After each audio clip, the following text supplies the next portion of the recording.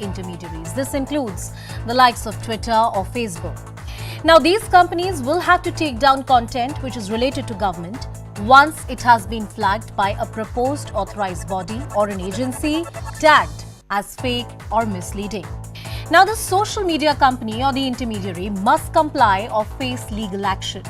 The move has also led to criticism from the opposition parties that claim that this is an assault on free speech. Is this move of the government proportionate and legitimate? In the run-up to the 2024, how valid is the criticism of the opposition party? We'll talk about all these aspects. First up, a special report.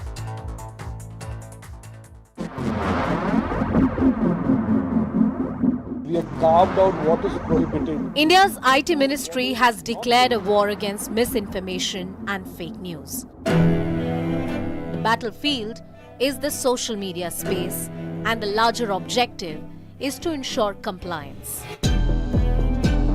There's a new amendment to the IT Rules 2021 in India. It allows Ministry of Electronics and IT to appoint a fact-checking body.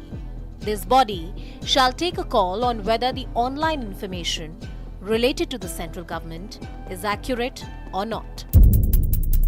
On paper, what the final rules now lay down is that an online intermediary should make reasonable efforts to not to host content which is related to the central government and which has been identified as fake or misleading by an authorized body. The intermediaries include social media platforms like Facebook, YouTube, Twitter, and even internet service providers like Airtel, Jio, Vodafone, and their associated platforms. In a sense, any piece of information pertaining to government, if it is marked as fake or misleading by the proposed fact-check unit, the social media intermediary is bound to act. In the event of failure, the company would risk losing their legal immunity, an immunity which protects them from any kind of litigation for hosting third-party content. The need to regulate in a very small segment of gaming, which is gaming that involves wagering. Everything else is unregulated. As far as the government fact-checking, that consultation was done with all the intermediaries. Let's talk about the concerns. Civil society groups, Editors Guild, and social media platforms have expressed concerns. They claim that the rules could hamper speech online. But the minister concerned has assured that the government-backed fact-check body will work in a credible and a responsible manner. Misinformation and fake news is a major issue in India. Owing to the diverse demography and a large population that is starting to access the internet, India is amongst the biggest markets for social media platforms like Facebook, WhatsApp, and YouTube. These platforms collectively have hundreds and millions of active users.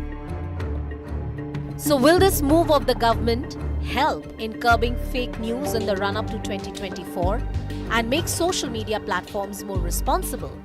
Or this amendment will curb free speech, as is being accused by the opposition?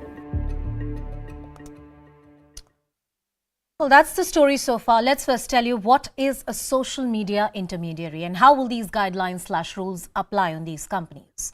What is an intermediary? Twitter, Facebook, or any other social media site that does not generate content on its own is called an intermediary. Most social media companies can be classified the same. These intermediaries, they mostly host third-party content on their platforms. They claim to have limited control over this third-party content and hence only in certain limited circumstances they are legally liable for any kind of objectionable material that they have put on their website or on the hosting platforms. The IT rules lay down guidelines and responsibilities for such social media intermediaries to ensure that there is greater compliance. These are big global companies and getting compliance from them for the law of the land here in India has been a huge challenge. Let's come to the point as to why the government has notified these amendments and what exactly these amendments to the IT Rules 2021 really are.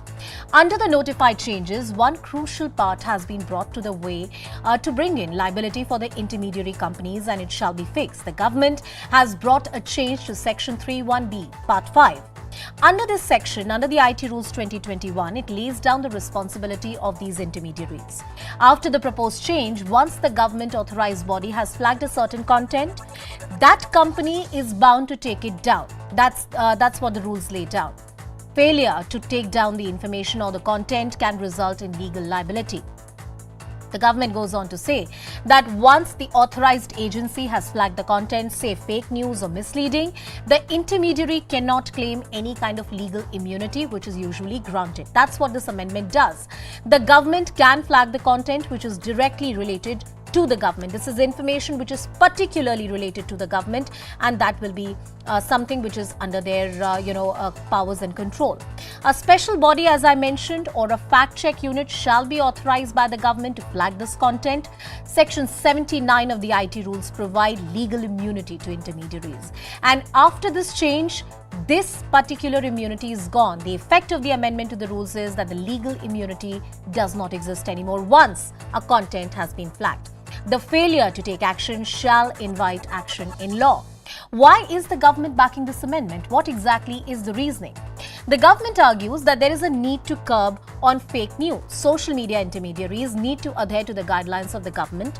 The government has prescribed this amendment only for information pertaining to the government bodies and their own functions and information that they want to put out.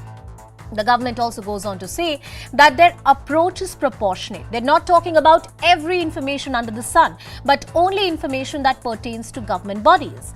The concerned minister has also argued that this entire issue is not about censorship versus free speech, but rather about greater compliance to the law of the land here in India. Well, as expected, the opposition parties and activists are up in arms and criticizing the move of the government. Why this criticism? Critics argue that the move is aimed at curbing free speech here in India. The fact that social media plays a huge role in today's politics, it cannot be ignored. It is further argued that the move is disproportionate and gives unchecked wide powers to the government of the day. The opposition parties and critics also argue that the amendment is violative of Article 19, right to free speech, which is a fundamental right in this country. Coming to the last bit, what is the final effect of this change or this particular amendment on the rule book? Number one, the move shall affect the social media companies and the end users as well. Once the government-appointed body flags the content, social media company or the intermediary will have to take action. That's an important step. Immunity from legal action is done away with after the amendment. Social media companies or intermediaries can face civil and criminal liability in court of law. Users shall also have a right to complain and seek legal remedy and move appropriate forums if they want to. Social media intermediaries shall have to act once the proposed government body. As I said earlier, there is of course a debate, the free speech versus the need to regulate content on social media that has kicked in. Joining us on the broadcast is Charu Pragya from the BJP. We also have Sujata Paul of the Congress Party, Rahul Narayan, who's an advocate from the Supreme Court of India, and Mr. Jiten Jain, who's a cyber expert, is joining us on the broadcast. Good evening to all of you. Thank you so much for speaking with us. Charu, coming to you first. I read this proposed change in the IT rules, and if one goes to the wording of it, I want to point out two things. One, the government is absolutely right in saying that the content that they are talking about is strictly the content that pertains to the government. But the opposition and critics are asking you that suppose there is an opinion which pertains to a certain policy of the government and the government doesn't like it. They flag the content, will it be taken down? And can this particular change be misused? Is the question which is put out in the public domain. Please answer that. Anusha, good evening. Good evening. We have to draw a clear distinction between people not being agreeable with the policy and blatantly spreading fake facts and news. So, and our IT minister has very clearly differentiated between the two. You want to criticize something, you want to give an opinion, you are of course allowed to do so, and nobody is interfering with free speech here, whether spoken on media or on social media. But at the same time, if you claim to be somebody who's imparting facts, figures, any kind of information which you claim is true, then it does deserve to be fact checked and checked in some way. And IT rules were got in for a very valid reason. Now we know in this world of social media, this entire new world of virtuality that exists today around us, there has to be a fact check on things. There has to be a redressal forum if somebody is spreading fake news, telling lies, or resorting to anything that we would deem to be either illegal, immoral. There has to be a redressal system, and that is the system that has been put in place by these IT rules. I don't know why the opposition wants to get deeper than that very basic fact, which makes all of us more secure when we use social media,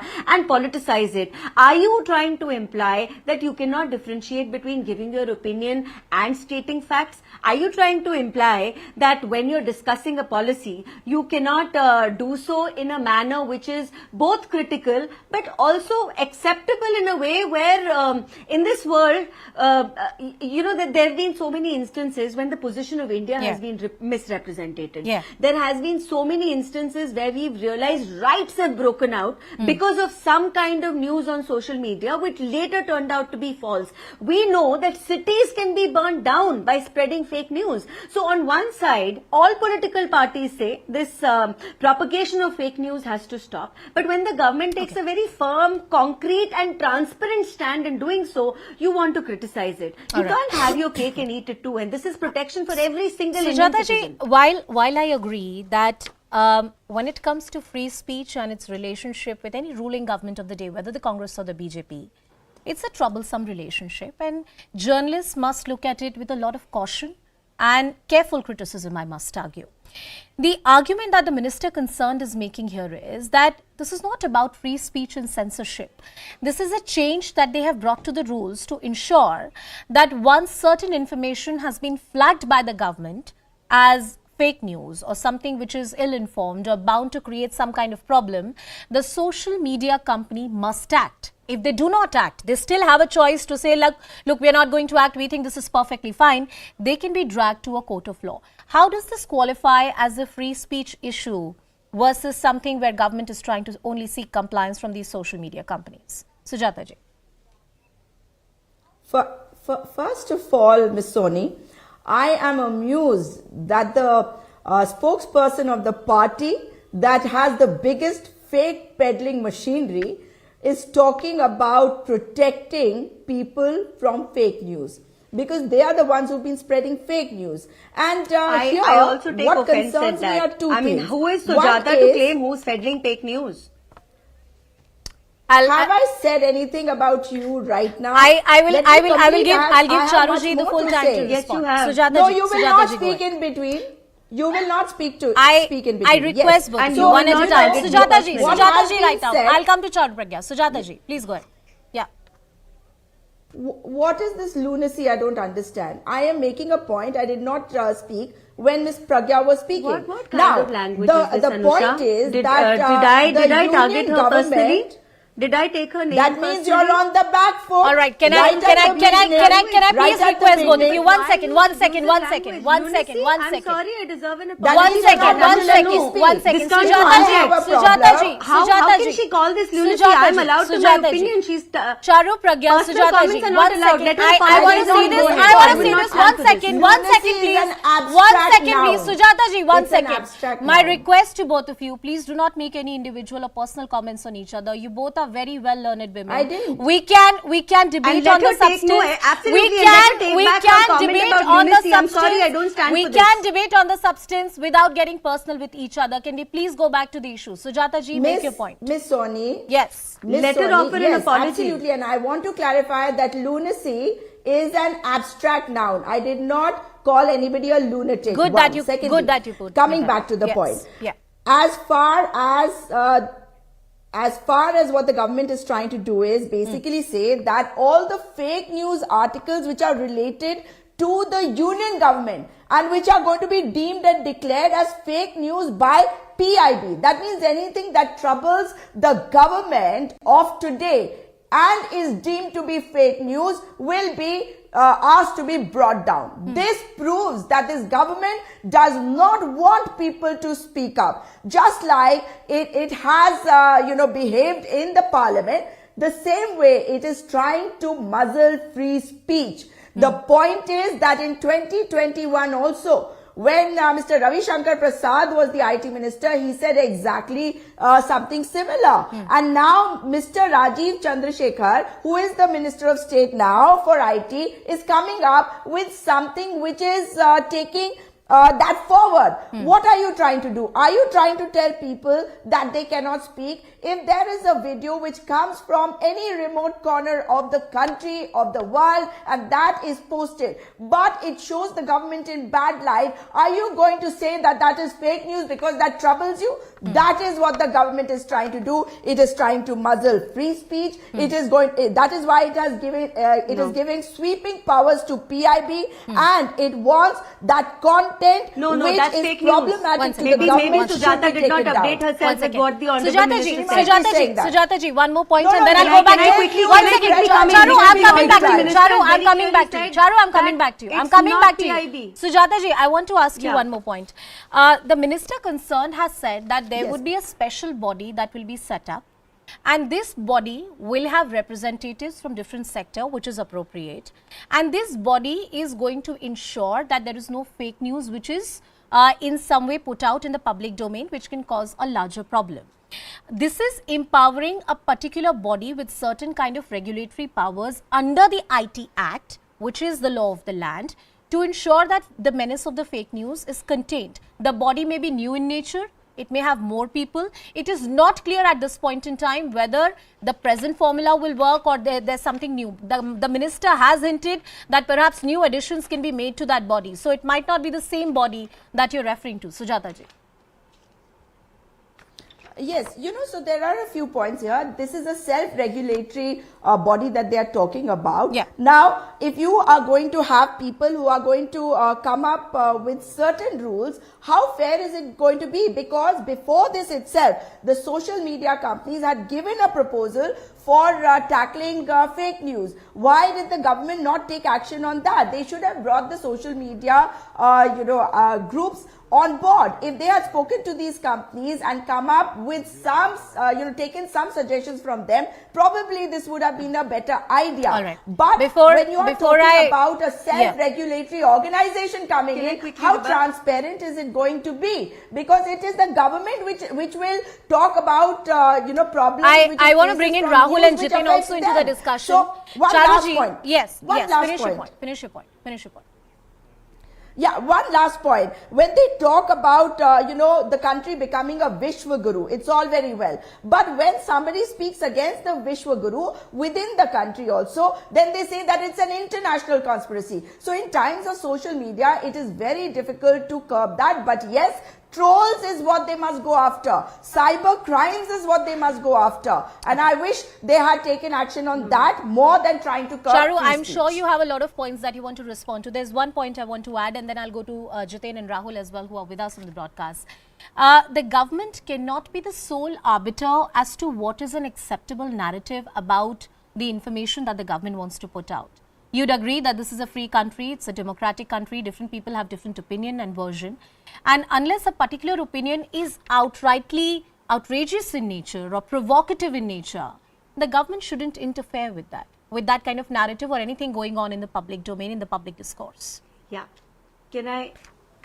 So, I definitely agree with what you're saying, Anusha, and that's exactly what our Honorable Minister has said today. If Sujata had bothered to listen to his statement in totality, he's very clear when he says it's not going to be PIB fact check per se, but there is going to be an independent body of credible people with absolute representation of different sections of society, ideologies, who are going to decide what is correct and what is not, and why not, what is wrong with that. See, in any case, when you're in a country like India, there is going to be conflicting opinions about everything, and nobody is stopping that. Let's make that one thing very clear. And this government, with all the dialogues that you hear from the opposition and especially the Congress, the fact that they're able to say all this and get away with it is because there is free speech in this country. So I want to clarify that when Sujata mentions PIB, she has not checked her own facts, and she's in fact misleading on your channel right now. That's not what the minister said. And secondly, the IT rules actually they do talk about cybercrime, they do talk about morphing of images, they do talk about pornography, it does talk about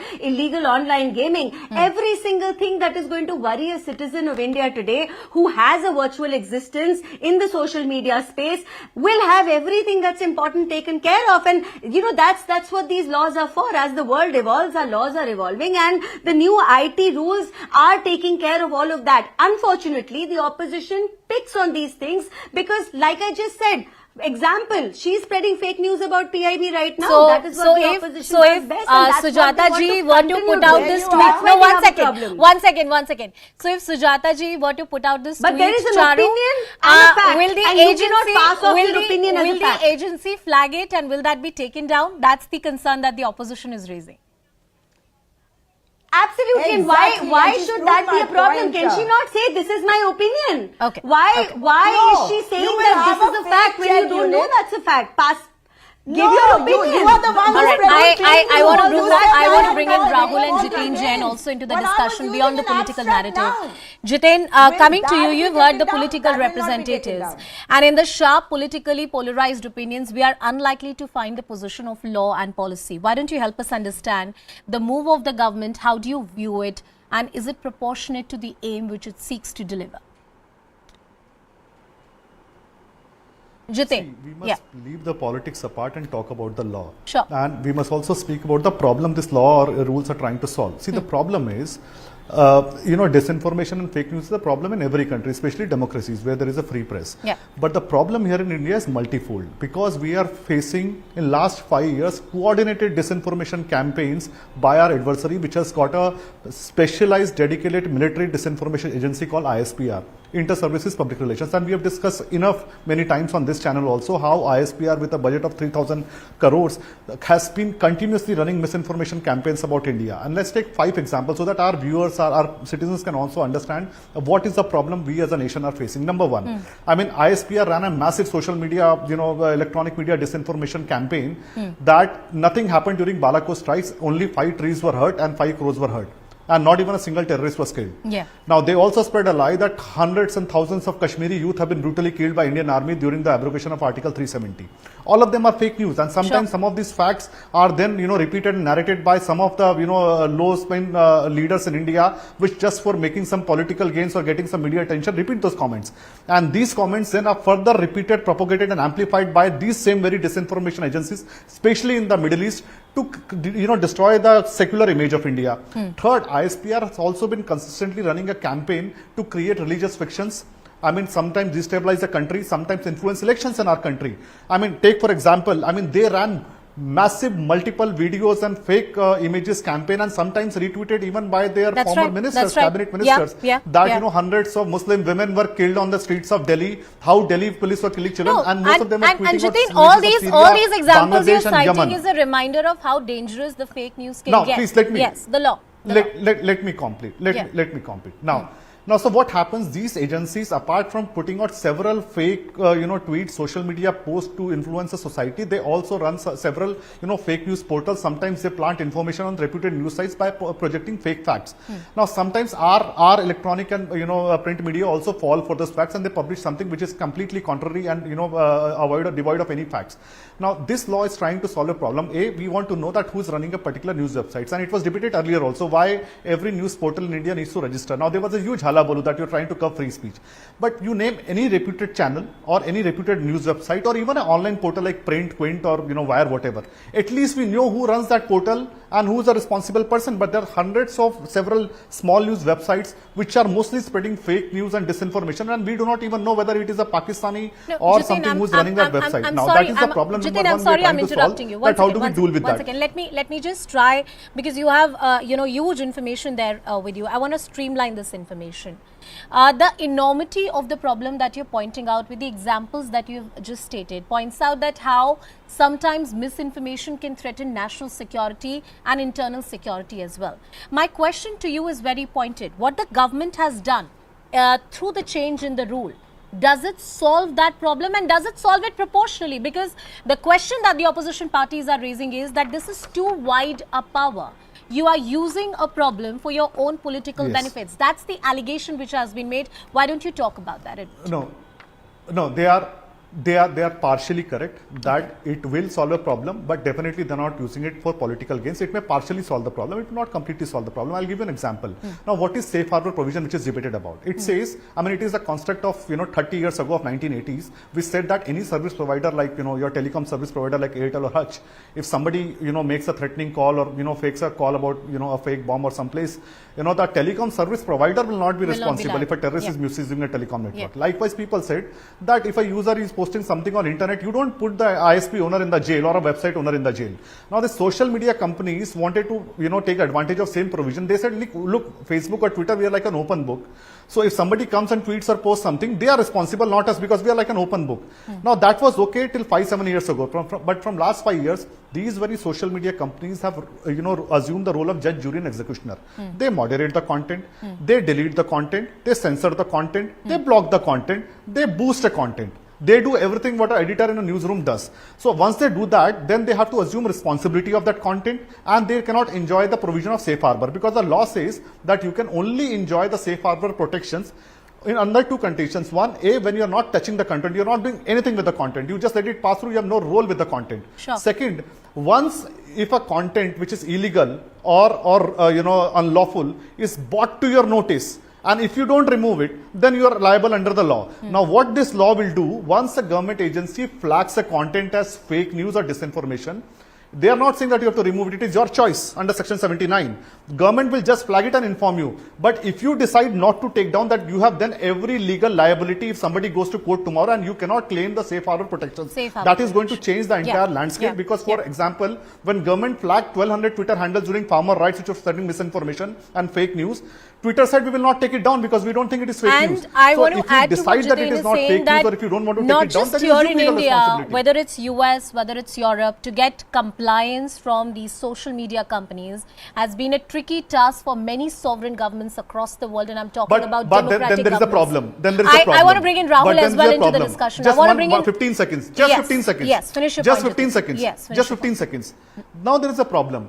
So you can only apply the law on the people who are willing to comply with the law. So every Indian entity, I am assume, will comply with the law. Yeah. But I don't know how will we control these foreign websites which are actually spreading misinformation, which are run and propagated by these hostile disinformation agencies. They will just not comply with the law. So that's exactly what they've done. That's exactly what they've done. There are various litigations which are going on in the Supreme Court as well. I remember there was once a litigation where there were certain objectionable materials being sold on Google through certain platform, and they wanted to bring some kind of compliance. It was very difficult even for the Supreme Court of India to ensure that Google complies with that, and other private companies were also a part of it. Rahul, I want to come to you and taking in a point from you. While the opposition has all the right to put the government in the dock and question them that whether what they have done is proportionate, is it legitimate, and are they well within their rights to really do that, but a lot of focus also needs to shift as to how these social media companies are operating here in India and whether they are compliant with the law of the land. The union government on repeated occasions has pointed out that on many occasions, like the farmer protest was being pointed about, or certain riots that have happened in the past, that social media and the manner in which it's moderating content is not enough, and these companies have been known to violate or perhaps not follow the law of the land when they are asked to. See, I think that as far as social media company compliance, there certainly was an issue earlier, but to a large extent, the issue was resolved in 2021 when these rules were brought in, when they, for example, made it compulsory to have grievance redressals, and for example, when they said that you have to have a person in India to ensure that all court orders or government orders are complied with. The question today is that whether one agency which has been declared to be a sole source of truth, whether that is in conformity with the principles of free speech. And I think you put it very nicely when you said that it is not necessarily proportionate. Now, I understand, and of course I completely agree with Jiten ji that fake news is a real severe problem, and it's not faced only by us, it's faced by countries all over the world. In fact, if you, in England, for example, in 2016, when Brexit took place, or in 2016 again when President Trump was elected, there was a great deal of apprehension all over the world. To what extent did fake news have a role to play in this narrative. And of course, in 2021, when President Trump had been voted out, the riots which took place in America on January 6th. So these are issues which are, concerning all over the world. Yeah. But the point is simply this, as far as news about national security or news about public order is concerned, that can be blocked under existing rules. Why do you need one agency to tell you that this is the truth and everybody is going to follow that this is the truth? I mean, as a free speech lawyer, I mean, I find it completely ironical because let me give you a 1 minute background as to the history of free speech. Yeah. What did free speech actually mean? It basically meant that in the 1600s in England, there was a law that you couldn't publish a single book without getting prior approval from the government. Yeah. So when that licensing requirement for publishing everything was removed, that is basically what historically was meant by free speech. That you don't need anybody's permission to say whatever you want. Rahul, you say what you want and you suffer the consequences. I'll take that point if, for example, there's defamation.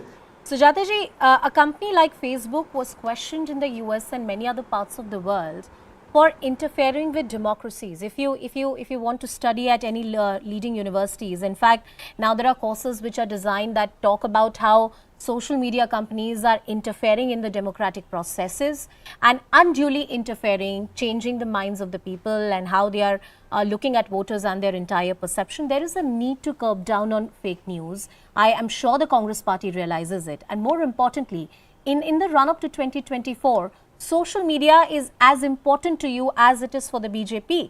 And if you think that these rules are in some way wrong, illegal and disproportionate, are you going to challenge this, ma'am? First of all, as far as these rules are concerned, I take your point that fake news is not the way it should be. Fake news is dangerous for everybody. But you're right. Like Facebook was used to tamper with democracy, and Facebook has done it in India big time. And if you see how how the reach of the opposition party pages has been reduced in the last 4 or 5 years, you will see for yourself that democracy is being tampered with by using social media platforms by the government. And here the biggest fake news, because I've been on many debates with Mr. Jitin Jain in 2021 regarding this same issue. So when you already have rules for something, what are you talking about when you talk about national security? It's not national security. It is national insecurity of the BJP government, because they're scared that people will ask questions, because people have already started asking questions of Modani, Adani and so on. But the biggest fake news which was propagated by this government was na koi ghusa hai, na koi ghusa hua hai, when Chinese transgression was happening into our land. So this is the kind of fake news that should be banned. I want to restrict this discussion once again back to the IT rules 2021 and the changes that have been made. Sujata ji, last point, then I will give one last minute to Charu also. Yes. Yes, my last point is that instead of banning everything around you because it upsets you, because we saw how the government had banned the Chinese apps instead of Chinese companies. So the government needs to relook the whole thing and stop trying to curb free speech, because this is a democracy. You cannot allow government to act on its own. I have last 1 minute on the show. It's only fair I bring in Charu into the discussion. Democracy Charu, I want to come to representative. Jitin, 30 seconds to you. Quickly, please. Jitin, 30 seconds. What's your question? Question number one. Yeah.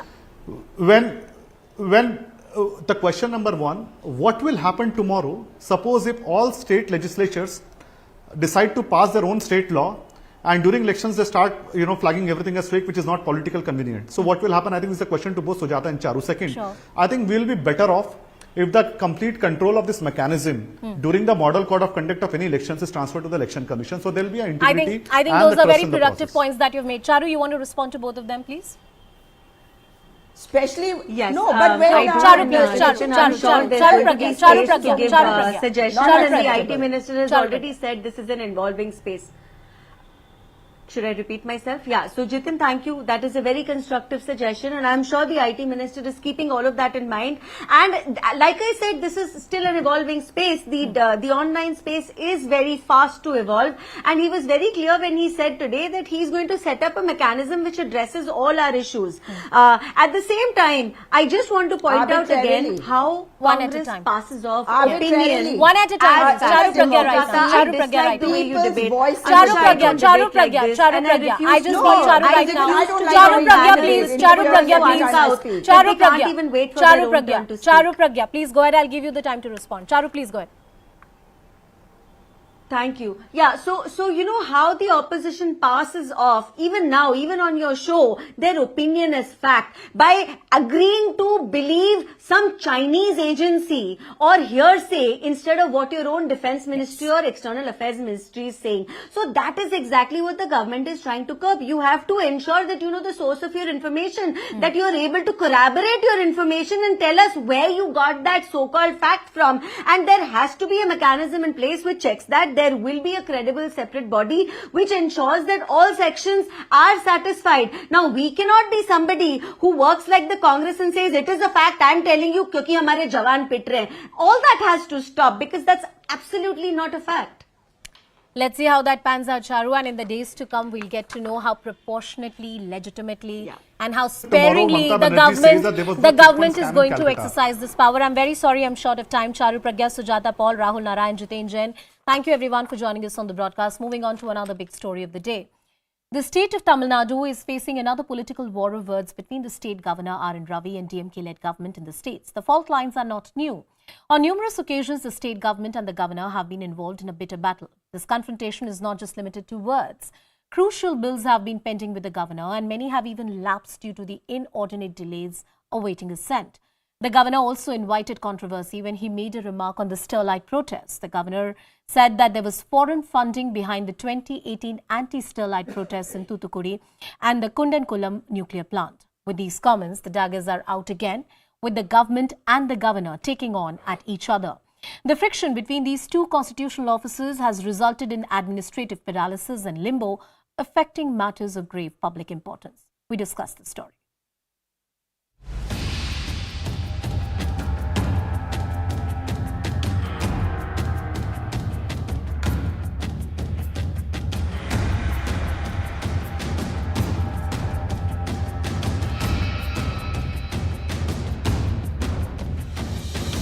I don't know, when somebody keeps something pending, will it mean rejecting it? Does it he know English?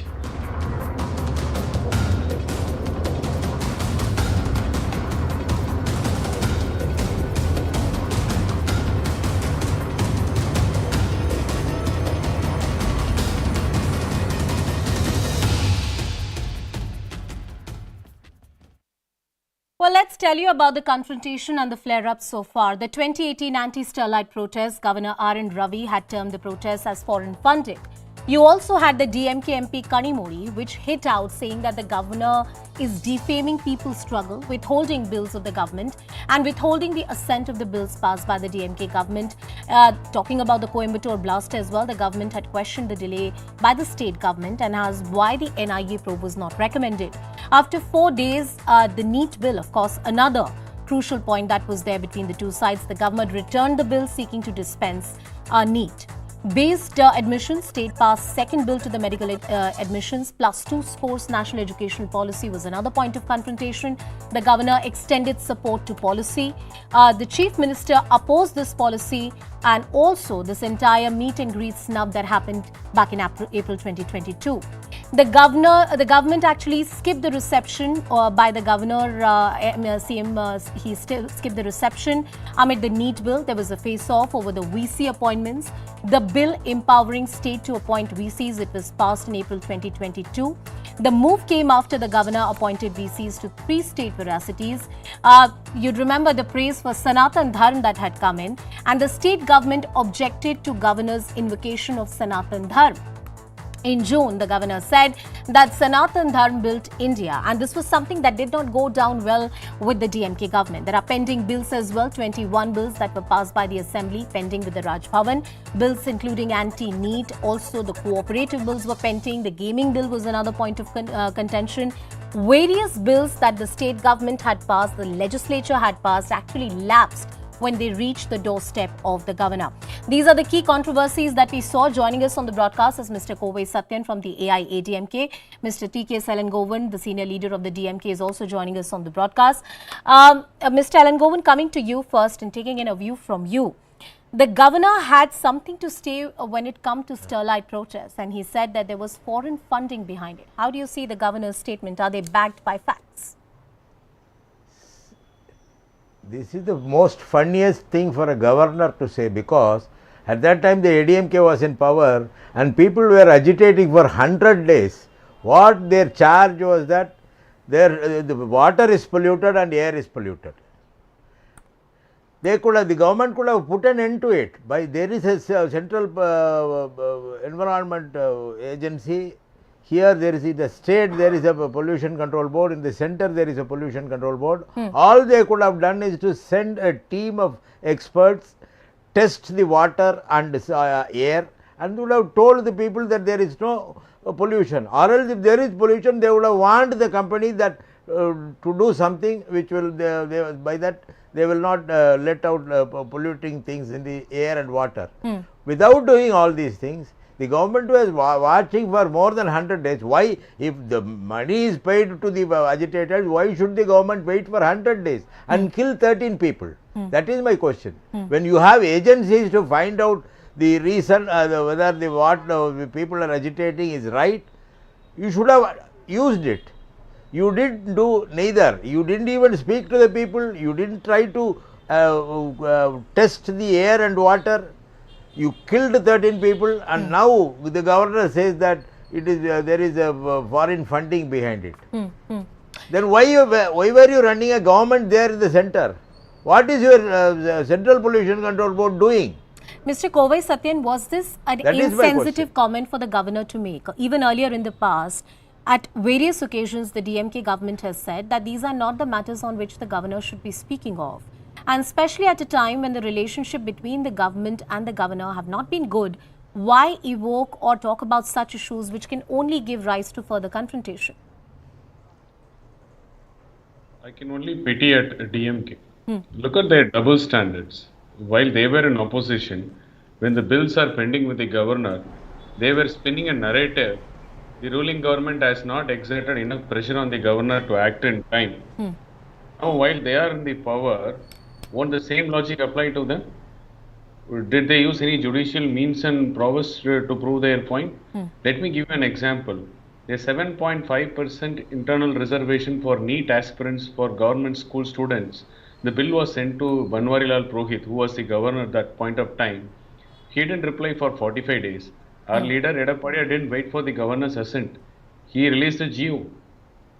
The assent from the governor was followed after we released the GO.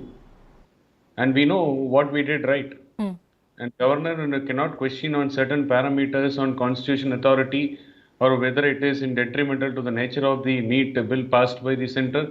Everything was laid clear. He couldn't find any loopholes. Once the GO was passed, he fell in line. And what's happening today? The online gambling bill was sent first. These people are waiting indefinite for the governor to respond. They didn't pass the GO when the response came on time. And Mr. Ilangovan, who is the senior most, talking about Tuticorin incident and still saying that we killed 13 people. I am surprised that the commission, inquiry commission, which they constituted by the Justice Aruna Jagadishan, I don't know whether he had read the commission report or not. Because the commission was, let me read out. It was formed to inquire into the causes and circumstances leading to the opening of fire, No, but Mr. resulting in death and injuries to persons. And no way they could find out it was our leader Edappadiya who ordered for firing on the innocent people. And the commission didn't even probe into the means and ways how these agitators were agitating for 100 days and who are funding the same, and who are those anti-social elements who took law into their own hand, trying to vandalize the private property by barging into the factory. These were not in the commission reports. And when the governor said there are anti-social elements and there are funds from abroad which fuel these kinds of agitations, they got off guard because it was the Mr. Alangovan, anti-social elements the handed now with argument, the that DMK. argument Mr. Kovai Satyan is making, that what the governor is saying, you may not agree to it, but he has plausible grounds to make the comments that he has made. No. I don't agree with it, because for the past, for more than 100 days, the people were, lakhs of people were agitating, stating that their children were affected by drinking this water and inhaling the air. What did the Central Pollution Control Board and the State Pollution Control Board did during this time? Did they made any efforts to find out whether there is really pollution in the air and water? Whether they had instructed the company to set things right? Did they do anything? When people are agitating, what is the duty of the government? They want good water and good air, that's all, for which they were fighting for more than 100 days, and both the governments were silent on that. Why? Is it governance? Ultimately, they say that 13 people were killed, they entered the factory. Why after 100 days? What were you doing for 100 days is my question. After 100 days, people get more agitated. Mr. Kovai Satyan, the argument that the DMK has made is that by making these comments, the struggle of the people has been disrespected. There are people, over a dozen people, who lost their lives. There were serious issues that the local population had raised during the 2018 Sterlite protest. See, even today, it remains a very, very emotive issue. And the governor, without giving due consideration to all these particular comments and these circumstances, made these comments in a manner in which perhaps he should have not spoken. See, DMK distorting history to suit their narrative is not new. So the comments from the senior most person, TK Silangovan, distorting the history to their narrative is not new. It is an proven fact. The State Pollution Control Board had acted in time, and notice were sent to Sterlite on flouting pollution norms. It went to judiciary, and they were made to pay fine in crores, which Sterlite also accepted that yes, they flouted pollution norms. When the agitators were agitating closure of the plant, it was our leader Edapadiyar who took a call to close the plant. The plant was closed, and they were out to explore their judicial avenues. And the protest was continuing, asking for a permanent closure of the plant. And after the plant was sealed, what is the need to continue the protest is the biggest question. But our leader didn't say no to the protesters. They say it is their democratic rights. And we sent force to safeguard the protest. On the 100th day, when the social evil elements sneaked in and made the common innocent protesters as their shield, and they want to take the law and order into their hands, it is the commission constituted by DMK, we have spoken about this issue. We've spoken about the Starlight issue. I also want you to briefly touch upon the fact that the governor has also been sitting on a lot of crucial bills that have lapsed, and perhaps that is another thing that has led to the worsening of relationship between the governor and the government's office. Yes, sir, finish your point. Let me complete. Yeah. So this was the turn of events. Now DMK caught off guard because we allege DMK has a hand in glove with the anti-social elements which took law into their own hands at that point of time. When the governor is questioning on these stands, definitely they are caught off guard. They don't have anything to defend. They can come out and open on the commission findings, and why can't they make it open to the public, saying this was the commission findings is what governor says is wrong.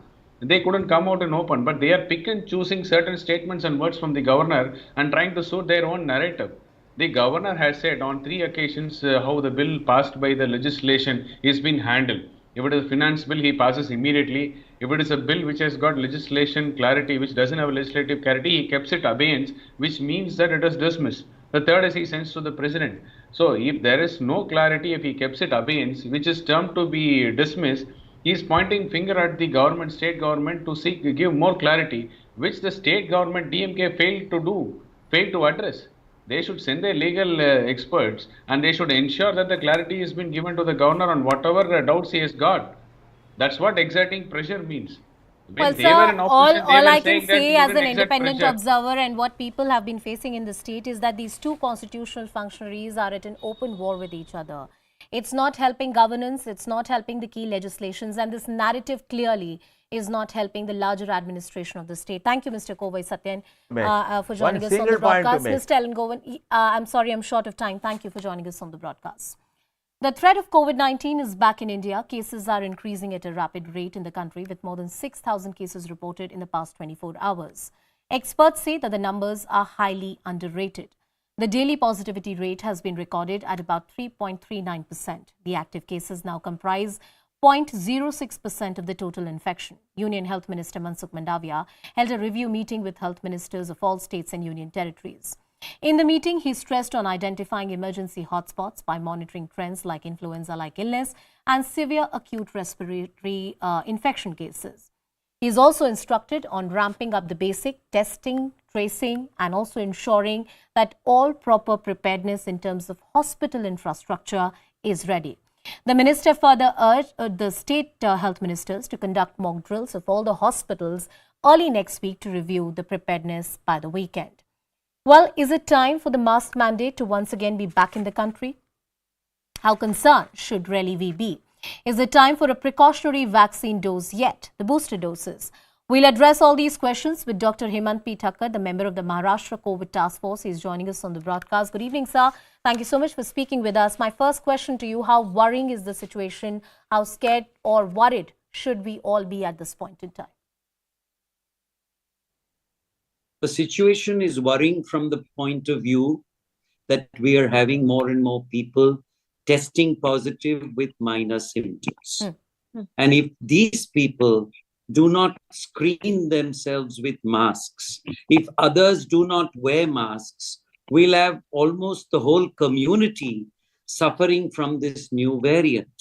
While this new variant is, as of now, pretty tame, not requiring ventilators and oxygen, who knows what mutations can do?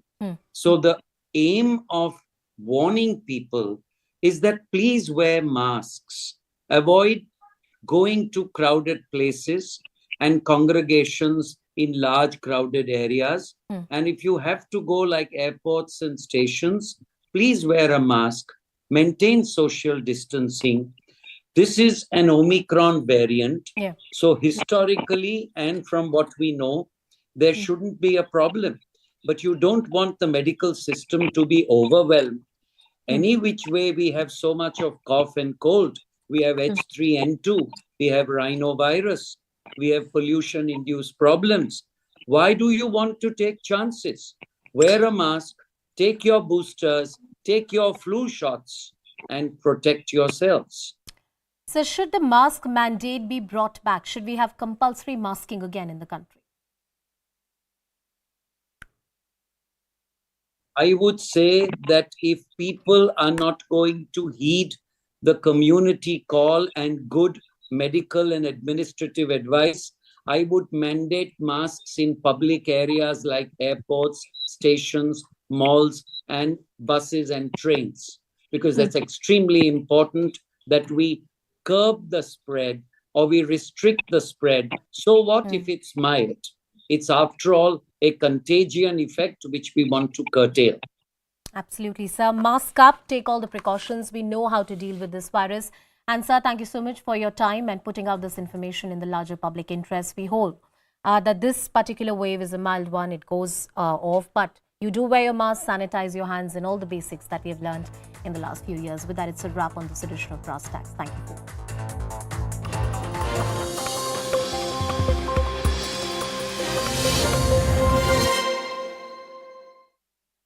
Stalin had tweeted, going across to my colleague Purnima Murli. Purnima, can you tell us, did the governor specify this was against that online gambling bill, which is that current tussle between the state government and the governor, or was he just explaining the language used regarding bills and how bills work in general?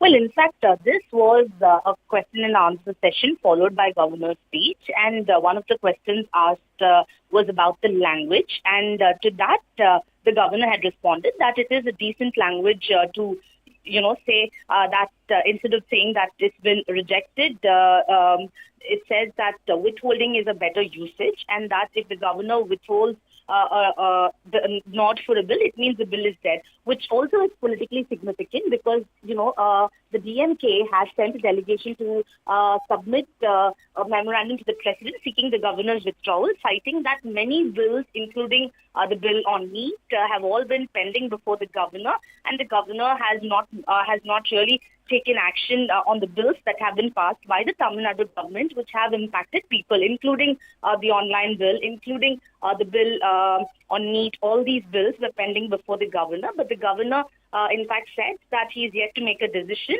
and all these are politically significant, which is why governor's statement has not gone down well with the DMK, because DMK time and again says that there are many bills that have been sent to the governor that are sitting before the governor, and the governor has not yet decided. And at the time, the governor makes it clear that it's as well as saying that the bill has been rejected, and that's a decent language. That's the word that's coming in from the governor, which is why Chief Minister M.K. Stalin and other DMK stalwarts have condemned the governor's statement on this as well. Purnima, stay with us. We're joined by Mr. K. Saravanan of the DMK on the broadcast. Very good morning to you, sir. Sir, the governor was asked about the language. Basically, someone has asked him, what does it mean when you withhold a bill? He just explained that. That's available in civic textbooks also. Why should we say that he's revealing administrative decisions? The governor is totally unaware of the legal procedures. We wonder who made him the governor.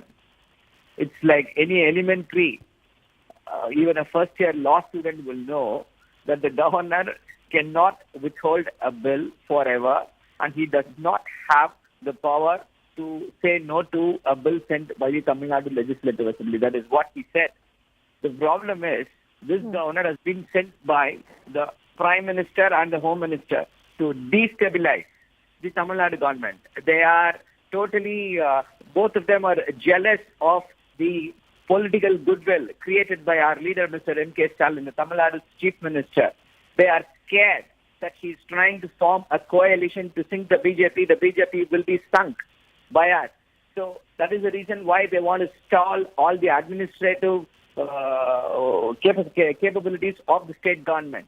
That is why the governor is acting in this way. Sir, just tomorrow, the PM will be inaugurating the Chennai airport. It looks like the war of words against the governor is now escalating, and now you're making statements against the centre as well. Yeah, it's like when he is acting not for the constitution, but as per the diktats of the RSS and the BJP, definitely the central government should take responsibility. I am asking, in which BJP rule states that governors act like this? Act like a novice, speak like a novice, without knowing the legal provisions. I pity the aspirants, the IAS and IPS aspirants who were there listening to his advice. Probably I should request them not to listen to what he is speaking, because this man does not know the law. Sir, but he had said, he had made the same point that you had made, that the governor can return a bill, but if that assembly passes it again, he has no option but to pass it. That's what he had said, that he has to assent to the bill if the assembly passes it for the second time. So, okay, he knows that, but is he doing that? He's not doing that. The online rummy bill has been sent back to him by the Tamil Nadu State Assembly. Why is he sleeping on it? To protect whose interest?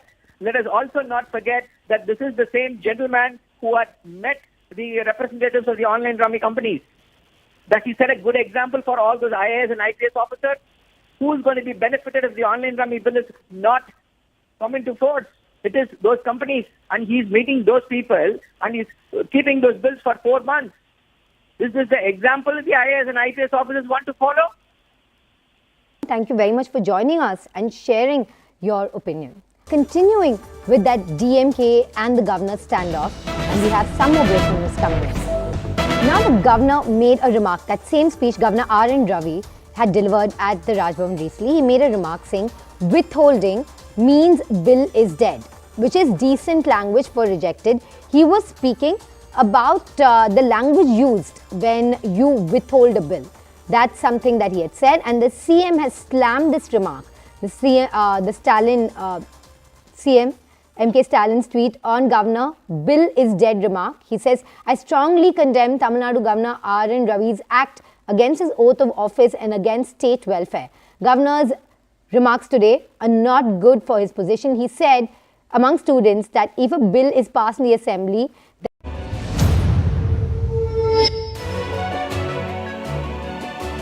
Hello, Namaskar. This is First Post and you're watching Vantage with me, Palki Sharma.